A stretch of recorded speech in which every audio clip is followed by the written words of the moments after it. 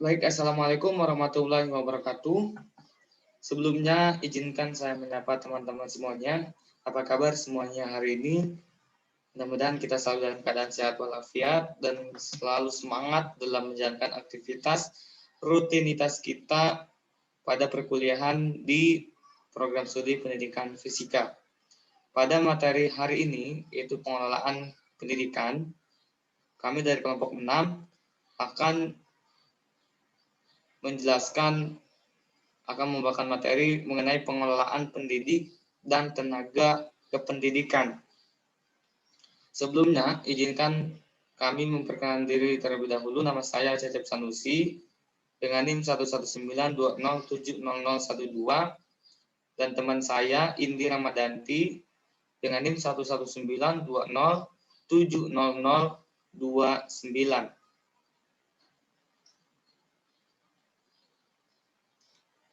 Untuk pembahasan pada pertemuan hari ini ada 6 pokok pembahasan. Yang pertama adalah pendidik dan tenaga kependidikan. Yang kedua, hakikat pendidik dan tenaga kependidikan. Yang ketiga, aktivitas pengelolaan tenaga pendidik dan tenaga kependidikan. Yang keempat, pemberdayaan pendidik dan tenaga kependidikan. Yang kelima, uji kompetensi guru. Dan terakhir adalah perbandingan pendidik dan tenaga kependidikan Indonesia dan Finlandia. Saya akan membahas 3 pokok pembahasan, 3 poin utama, yaitu poin 1 sampai 3 dan teman saya poin 4 sampai dengan poin 6. Yang pertama, perlu kita ketahui bersama itu mengenai definisi pendidik dan tenaga kependidikan. Untuk definisi pendidik sendiri, kita sudah paham sendiri bahwa pendidik biasanya kita sebut guru, dalam bahasa Inggris teacher, yang mengelola pendidikan di sekolah, baik itu sekolah formal ataupun non formal. Nah, kita simpulkan bahwa pendidik merupakan tenaga profesional yang bertugas merencanakan dan melaksanakan proses pembelajaran, menilai hasil pembelajaran, melakukan pembimbingan dan pembelajaran, serta melakukan penelitian dan pengabdian kepada masyarakat. Tentunya pendidik ini kerap sekali sering kita dengar bersama pada pembahasan sebelumnya. Terus ada tenaga kependidikan. Tenaga kependidikan sendiri merupakan anggota masyarakat yang mengabdikan diri dan diangkat untuk menunjang penyelenggaraan pendidikan. Nah, dari kedua aspek ini antara pendidik dan tenaga kependidikan tentu memiliki pengertian yang berbeda. Sebagaimana kita lihat dalam Undang-Undang nomor 20 tahun 2003 pasal 39 ayat 2 bahwa pendidikan sendiri merupakan tenaga profesional yang bertugas merencanakan dan melaksanakan proses pembelajaran. Ini sama dengan apa yang kita lihat di pengertian di sini. Terus untuk tenaga kependidikan sudah diatur dalam pasal 140 ayat 1 dalam RPP bab 12 tahun 2005 menyatakan bahwa tenaga kependidikan mencakup pimpinan satuan pendidikan, penilik satuan pendidikan non formal ya, pengawas satuan pendidikan formal, tenaga perpustakaan, tenaga laboratorium, teknisi sumber belajar, tenaga lapangan pendidikan, tenaga administrasi, psikolog, pekerja sosial, terapis, tenaga kebersihan sekolah, dan sebutan lain untuk petugas jenis yang bekerja pada satuan pendidikan. Nah, menurut Undang-Undang Sisdiknas sendiri, nomor 20 tahun 2003, bahwa benar sekali merupakan anggota masyarakat yang mengabdikan diri dan diangkat untuk menunjang penyelenggaraan pendidikan. Yang selanjutnya yaitu hakikat pendidik dan tenaga kependidikan. Hakikat pendidik menurut Undang-Undang Guru dan Dosen Pasal 20. Yang pertama, merencanakan pembelajaran, melaksanakan proses pembelajaran yang bermutu, serta menilai dan mengevaluasi hasil pembelajaran. Yang kedua, meningkatkan dan mengembangkan kualifikasi akademik dan kompetensi secara berkelanjutan, sejalan dengan perkembangan ilmu pengetahuan, teknologi, dan seni.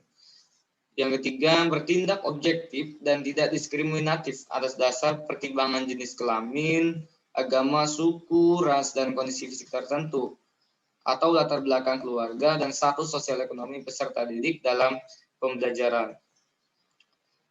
Yang selanjutnya, menjunjang peraturan perundang-undangan, hukum, dan kode etik guru, serta nilai-nilai agama dan etika. Yang selanjutnya, memelihara dan memupuk persatuan dan kesatuan bangsa.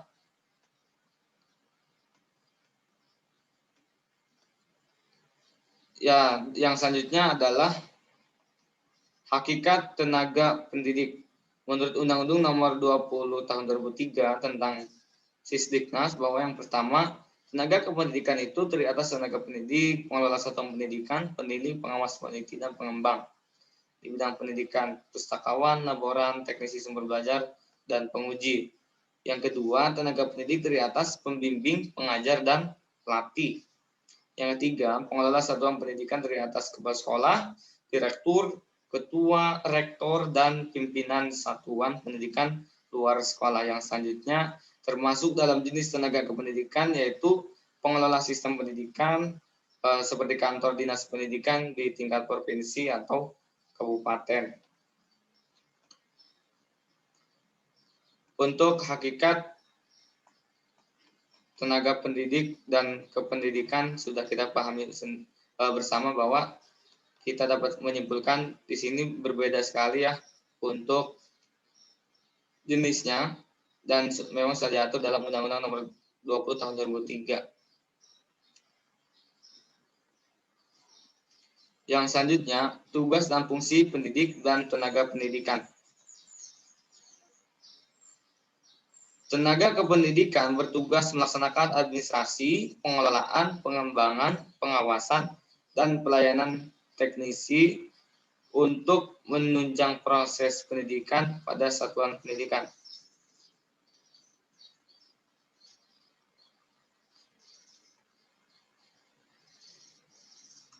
Yang kedua, pendidik bertugas merencanakan dan melaksanakan proses pembelajaran, menilai hasil pembelajaran, melakukan pembimbingan dan latihan, serta melakukan penelitian dan pengabdian kepada masyarakat, terutama bagi pendidik pada perguruan tinggi.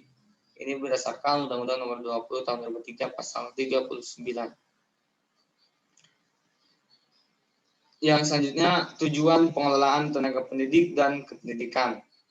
Yang pertama, meningkatkan dan memperbaiki kapasitas yang dimiliki oleh karyawan. Yang kedua, mengembangkan sistem kerja dengan kinerja tinggi yang meliputi prosedur perekrutan dan seleksi yang ketat, sistem kompensasi dan insentif yang disesuaikan dengan kinerja, pengembangan manajemen, serta aktivitas latihan yang terkait dengan kebutuhan organisasi dan individu. Yang ketiga, mengembangkan praktek manajemen dengan komitmen tinggi yang menyadari bahwa tenaga pendidik dan tenaga pendidikan merupakan stakeholder. Yang selanjutnya, menciptakan iklim kerja yang harmonis. Nah, yang selanjutnya adalah aktivitas pengelolaan tenaga pendidik dan tenaga kependidikan. Samsul Hadi menyatakan bahwa manajemen pendidik dan tenaga pendidikan mencakup beberapa poin.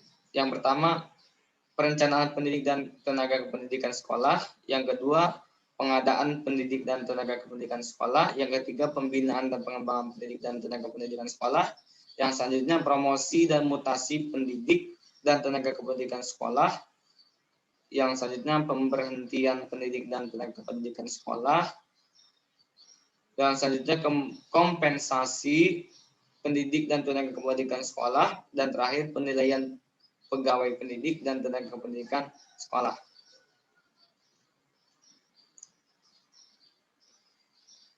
Yang selanjutnya, pemberdayaan pendidik dan tenaga kependidikan. Ini akan disampaikan oleh teman saya.